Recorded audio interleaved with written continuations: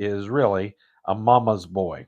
And so uh, Chuck Smith here points out that plain in the is the in the Hebrew it's the word tam, tam, and it means perfect or complete.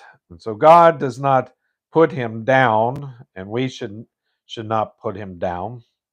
Who am I to put you down or judge you?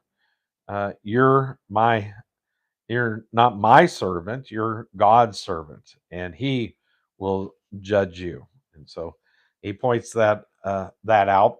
We often give Jacob a bad rep and bad name because his name means supplanter, but it means hill catcher.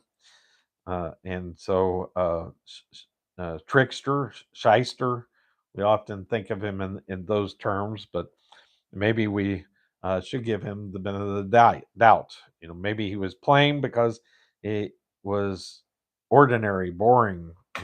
He wasn't a wild man like Esau out rebelling against God, living uh, uncivilized and like an animal. As his hair denotes, maybe is what maybe we're looking at here. And this boy Esau is Papa's boy, boy. In verse 28, and Isaac loved Esau because he did eat of his venison, but Rebekah loved Jacob. Genesis 25 and verse 28.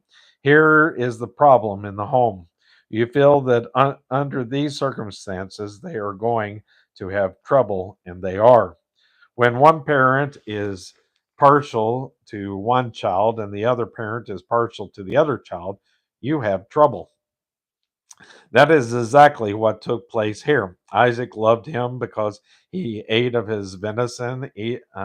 Esau went out hunting, and he always got something when he went out hunting. I know of one time he didn't. He brought home the venison. Isaac liked that, and he liked this outdoor type of boy.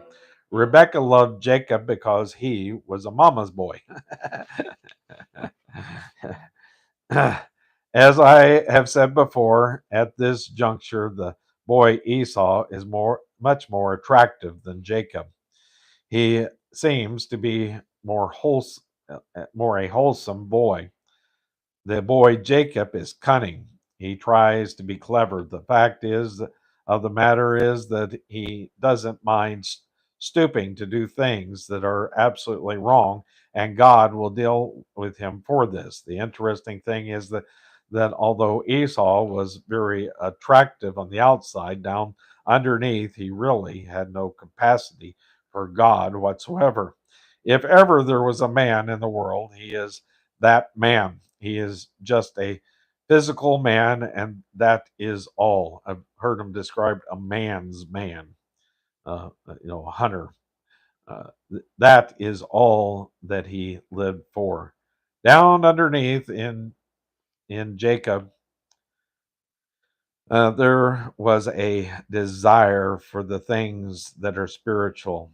It took God a long time to rub off all the debris that was on top and to remove all the coverings in order to get down to where the spiritual desire was.